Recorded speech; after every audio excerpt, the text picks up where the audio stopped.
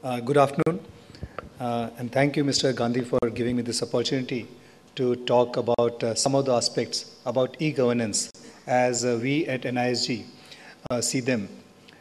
And as we look at e-governance, I think I do come across a situation that in a lot of government departments, we still have a very much of a paper mentality. And I was in some meeting where somebody was saying that we have done all these computerization, that now if you want an income certificate or a caste certificate or something, you can apply it online and you can get it, digitally printed, etc.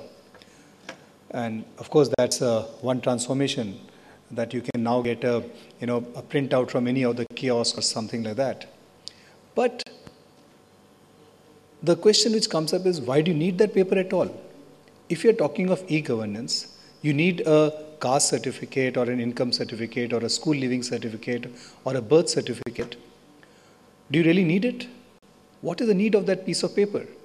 Because ultimately you need it only because some other government department needs you to certify that you were born on this date, but that information has already been collected by some other government department, because it's been that they want a certificate which has been issued by some other government department, and it's just that you apply for anything and they'll say, okay, give me that printout of a particular thing. And one of the things which can be done is that if you can start seeing that if all the data was, all the government departments were connected, you would have a situation that you're applying for, say, a university, you're applying to a college, and they need your school leaving certificate. Why do they need a school leaving certificate? It should be available on some other database. You should be able to go and access it. Right? So we still have a lot of focus on paper. And I am reminded of, we had a trip recently to Estonia.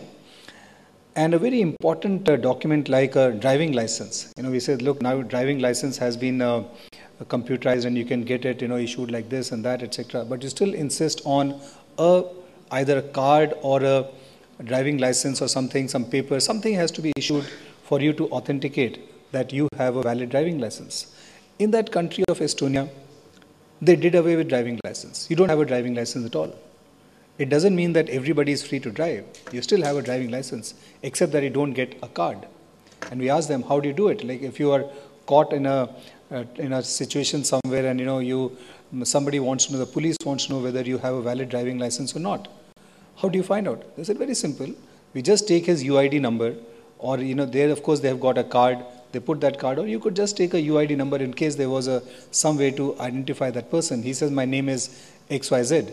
You enter it into the database, and all the database of all driving licenses available to that police officer, and he can check your photograph, he can check whether your driving license is valid or not, he can check whether you have committed how many traffic offenses, and all information is available online.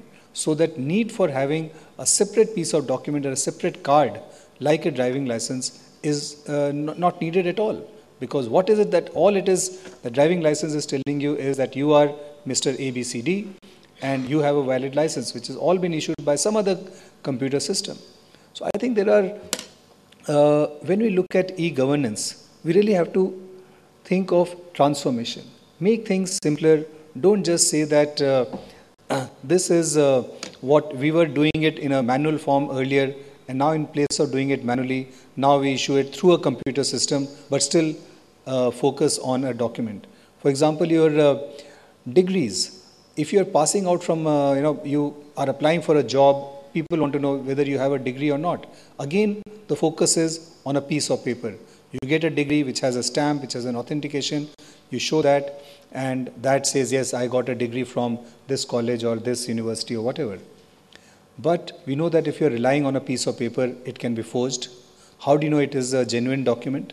It could have been, we know of several situations where that can be done. If all the colleges, all the universities start putting the degrees of people who have passed out on their website. You apply for a job, people say, did you pass out from this institute? Of course, go on the website, check, my name is this and this, and you'll know whether he passed out or not. What is the need for having that piece of paper called a degree certificate? Again, emphasis on a piece of paper which doesn't add any value. it gets lost, it gets mutilated, it can be forged, all kinds of things can happen. But if it's in electronic form, you do away with all the paper and it becomes authentic, everything is available. And in fact, if you're applying for a government job, they don't even have to ask your degree certificates in their computer system. They should be able to go to, if you said that I passed out from this college, they should be able to check from that database whether your name was there or not and whether you passed out, etc., rather than again focusing on a piece of paper issued by some government department which is needed by some other government department. So that is just some of the comments I wanted to make about paper. But I think as we move into the electronic age, as more and more information is on digital form, one area you have to look at is information security, right? It is, I think, important that more and more information is available to the public, but where do you define what is confidential and what is not is another very serious aspect to be looked at. Government departments very often try to keep everything confidential, we will not share it, etc. Of course, RTI Act has made a big difference in enabling data to be shared. And yet, there are things which need to be kept confidential. You know, we were talking to Ministry of Home Affairs, and there was a delegation which had gone to USA recently, and they were talking to about information security with the White House people. And one of the biggest sources of embarrassment for the US government was the WikiLeaks. Right? We all know all kinds of communication, emails and other kind of secret confidential information sent about various governments by the ambassadors all came out in the open domain, which led to a huge, I would say, diplomatic disaster for the US government, because whatever an ambassador is saying, a lot of confidential information about various countries, various presidents and various other people in power came out in the public domain, which led to a lot of embarrassment for the US government. And they were trying to figure out what happened, how could such information leak out, what went wrong. And when you're looking at information security, it is not about how to have better computer systems which are more secure. It's not about network security. A lot of these are people issues and process issues. It was somebody inside who had access to some kind of information who leaked out all kinds of these information. So it is not that it was broken in by some Chinese government, somebody hacking it and got into the system. It was all people who had valid access, but certain processes broke down. Some people had too much access to information, and it's more, very often it is compromising. Somebody got compromised who took that information out and leaked it out, and that is how embarrassment to the US government was extreme as a result of the WikiLeaks. So information security is another area where a lot of thought has to be given as you are looking at more and more things moving into the electronic age, and therefore it can have different repercussions.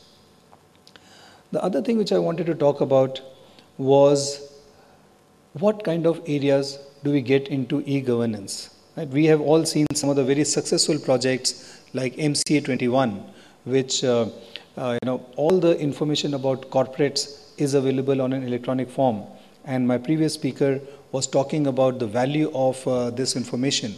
If each company is filing their quarterly or annual returns with all the balance sheets, profit and loss accounts, etc., electronically, you can imagine the wealth of information collected by this department. Any analyst, anybody doing some research on India and how companies are doing, whether the steel sector is growing or not, whether their costs are in this line or not, what their operating margins are there, all that information is available in electronic form for people to do analysis and get more meaningful information out of the data. Earlier, all this filing was done on a paper basis. There was tons of paper, tons of records being coming in, and if you had to get some information about a computer, you could write an, pay 10 rupees and somebody will give you that document. But yes, getting that document is fine, but if you need information about hundreds of computers and you want to analyze it, it became a mammoth task. Today, it is through a click of a few buttons, you can analyze that data much more effectively, and people are willing to pay huge amount of money to be able to access the data.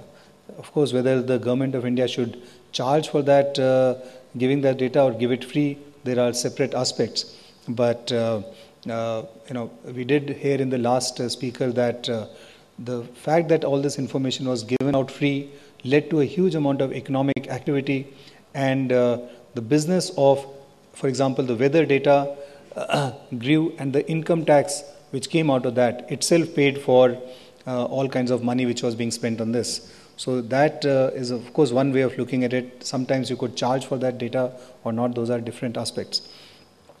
But projects like MCA, projects like income tax, projects like passport do have some impact. But now the government is moving into things which start impacting the common man in his day-to-day life. Things like education, health, public distribution system. You're all aware, people who have been following e-governance, that these three areas, education, health, and public distribution system, are now part of the Mission Mode project under the National E-Governance Program. And there's a major, thinking going on of how can IT make a key difference, a huge difference, impact on state of education, state of health in the country. Till a few years ago, when we used to talk to these departments of education and health, especially the Ministry of Education, their thinking was that we need, we don't have proper hospitals in districts, we don't have primary health centers, we don't have doctors who are available there, we don't have nurses, we are not able to get the medicines there. And by putting a computer, you people come and say, put a computer there. How will it help? If a person needs a nurse or somebody, a computer is not going to solve his problem, which is true. And yet, having IT enables a huge amount of information to be available. IT can also make a huge difference in both education, health, and public distribution system. And at this stage, as we talk, these are areas where a major transformation is going on. In fact, yesterday we were in a meeting with the school education secretary and looking at how we can track a child's progress right from the time he enters the school. And in fact, one of the thoughts was, why take the time he enters a school? Why not from the time the child is born? And we start tracking that so many children are born. Every person who's born will have a birth certificate. And from that stage onwards, you're able to track the progress of a child. Has he come into formal education system or not? If he has come, and if he has spent 4 or 5 years, why was there a dropout? Today, nobody has any clear idea of how many dropouts are there. It's all being collected through some secondary information, through some other kind of, if this is a census say so, and if these are the people, balance must have dropped out. We don't have accurate information of which children dropped out and why. So, we are looking at how school education can be transformed, how we can have complete information of students, of teachers, of what kind of courses are going on, what is a school administration like, and computerizing all that so that information is available on which basis decisions can be taken. Some of the challenges which are coming up were, how will you put a computer in any school? There is no power, there is no connectivity. Will that work if you start talking of all the schools in all the country? And we felt that if there is some information which has to be updated, first of all, we are not looking at a major school management system or school ERP, for example, to be put in each school. We discussed in the previous session about cloud computing, and I think it is far better to have these kind of applications running on a cloud, and you just need some connectivity so that you can update the data.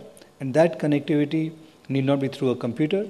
It could be through a mobile phone, could be through a tablet computer, could be through an Akash tablet or something which is low cost. And if you have to update information about how many students are there, and even that information is UID enabled, you can identify each and every child who has come for a formal school education, how his performance has been, what his attendance records has been, what's happening about the teachers, are the teachers educated and trained effectively.